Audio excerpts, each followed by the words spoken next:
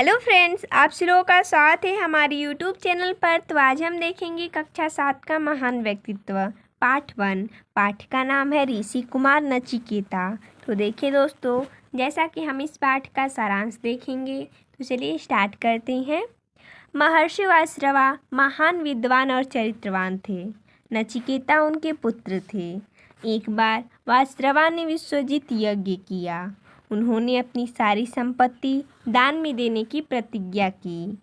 दान में पिता ने निर्बल और बूढ़ी गाय भी दान दी, जो लाभ की नहीं थी। यानी कि महर्षि वासरवा एक महान विद्वान और चरित्रवान व्यक्ति थे। नचिकेता उनके पुत्र थे। एक बार वासरवा ने यज्ञ किया। उस यज्ञ का नाम था विश्वजीत। उन्होंने प्रतिज्ञा की कि मैं अपनी सारी संपत्ति दान में दे दूंगा। उन्होंने दान में निर्बल और बूढ़ी गाय भी दान दी, जो किसी काम की नहीं थी। बहुत ही कमज़ोर और बूढ़ी गाय थी। नचिकेता ने पिता से लाभकारी और प्रिय वस्तु को दान देने की सलाह देते हुए पूछा कि आप मुझे दान के रूप में किसके हवाले करेंगे। बार बार पूछने पर पिता ने क्रोध में कहा, मैं तुझे यमराज के हवाले कर दूंगा। यानी कि नचिकेता ने पिता से लाभकारी, यानी कि जो वस्तुएं लाभ देती हों और प्रिय वस्तु हों, उन्हें दान में देने की सलाह देते हुए उन्होंने पूछा कि आप मुझे किसे दान देंगे, यानी आप मुझे किसके हवाले करेंगे। उन्होंने बार बार अपने पिता से पूछा। उनके पिता गुस्से में बोले, मैं तुझे यमराज के हवाले कर दूंगा। नचिकेता आज्ञाकारी बालक था। वह पिता के वचन को सत्य करना चाहता था। अतः पिता से बहुत ही मुश्किल से आज्ञा पाने के बाद वह यमलोक पहुंचा। यमदूतों से पता चला कि यमराज कहीं गए हैं। बालक का परिचय पूछा गया। नचिकेता ने निर्भीकता और विनम्रता से अपना परिचय दिया, यानी कि बिना डरे और शांति से अपना परिचय दिया।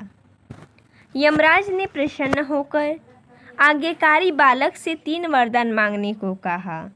नचिकेता ने पहला वरदान यह मांगा कि मेरे घर लौटने पर पिता मुझे पहचान ले और प्रसन्न हो जाएं।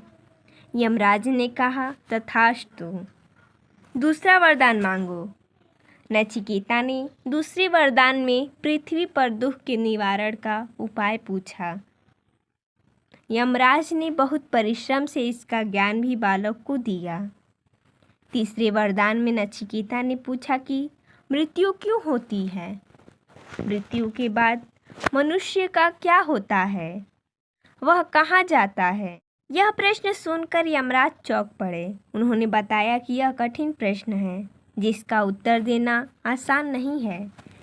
फिर उन्होंने समझाया कि जिसने कोई पाप नहीं किया और किसी को सताया नहीं और जो सच्चे मार्ग पर चलता है, उसे मृत्यु की पीड़ा नहीं होती है। यानी कि जिसने कोई पाप नहीं किया है, किसी को परेशान नहीं किया है, हमेशा सच्चे की मार्ग पर चला है, उसे कोई भी पीड़ा नहीं होती है।